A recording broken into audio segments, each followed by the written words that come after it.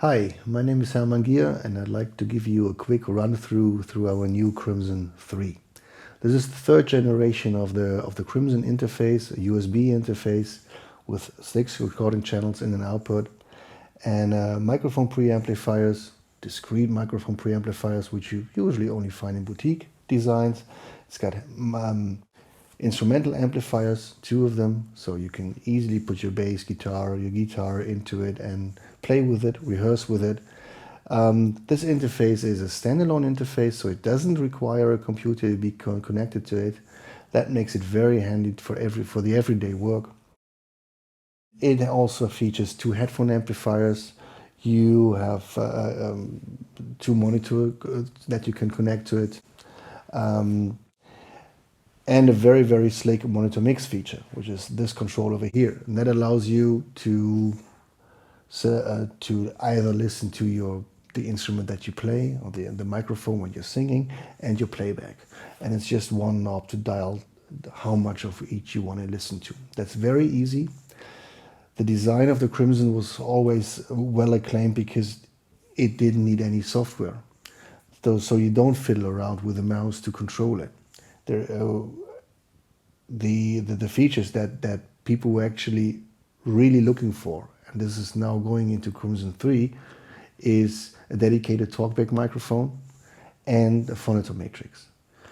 Now, let's start with the talkback.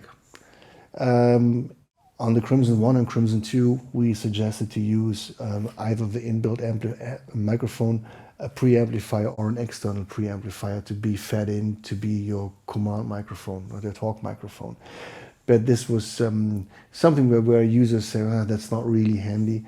Couldn't you integrate a talkback microphone? That would be really slick and would complement this product. So we said, okay, let's find a way to put that in the box as well.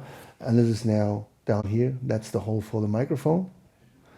And in front of here, there's the little talkback gain potentiometer. So you dial this up so that you are loud enough. And the talk button is here and is combined with the dim button. So in artist mode, the talk is engaged, and automatically your speakers are being dimmed when you use the talk button. The second new feature in the Crimson 3 is the phonetic matrix. The phonetic matrix has been invented by SPL almost like 9 years ago, and it is being incorporated into many headphone amplifiers that we build, and it has become so valuable to production, to people working in audio production, because it allows you to successfully mix on headphones. When wearing headphones, you are not listening to your music in a, let's assume, 30-degree angle left and right, but in a 90-degree angle left and right. And this super stereo effect has many effects on our perception, hearing perception, and the way we mix. Usually what you find when you mix on headphones and you play this mix back on speakers, you notice that your mix is far too dry, that the delays that you've selected are not correct, that the side, let's assume you put guitars to the left and right and you make a wall of sound, suddenly that wall of sound is lost because it's just like mid-rangey type of sound on the speakers. So there are few things that need to be considered, and it's hard to imagine that. So that's why the phonetic matrix helped engineers to really produce on headphones, which many people do, or they make pre-productions and they want to use the pre-productions for their mixes later on. They work on the road, in hotel rooms, in untreated rooms, but they want to be sure that the work that they do is actually really be useful and doesn't have to be remixed or once they are back in the studio. So that was all the reason why there is a need for a phonetic matrix.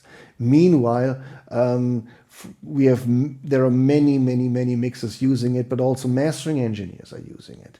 So it's highly acclaimed and it really works. Now, the only thing you need to do is, when you work with the phonetic matrix, first of all, you need to engage the phonetic matrix button. that helps. And then you control the crossfeed with this little potentiometer down here. It's been hidden because you only do this once to mimic your room. And after that, you don't touch it anymore. So how you do that? Well, you listen to your piece of music and you listen, for example, to the hi-hat. Let's assume that's placed somewhere half right. Now you take on the headphones and you listen to that track and you turn the crossfeed in a way to mimic the position of the hi-hat as being played back from the speakers. You can repeat that for a few other off-center signals, and once you're sure that this is correctly mimicked, you're already done. So there are two basic principles that need to be considered. This is the interaural level difference and the interaural time difference. These are the two main aspects that are critical when adopting a speaker setup to a headphone setup. The interaural time difference is basically representing the position of your speakers in the room. Now in here, we have a fixed setting of 30 degrees.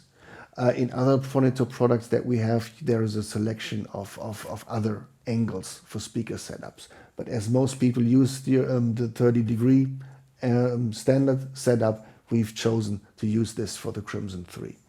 And the interaural level difference is the one you control with the crossfeed, as I described before. So that is a quick run through. I hope you like it and you get a better idea of what's new in Crimson 3. Well, keep on rocking. Bye-bye.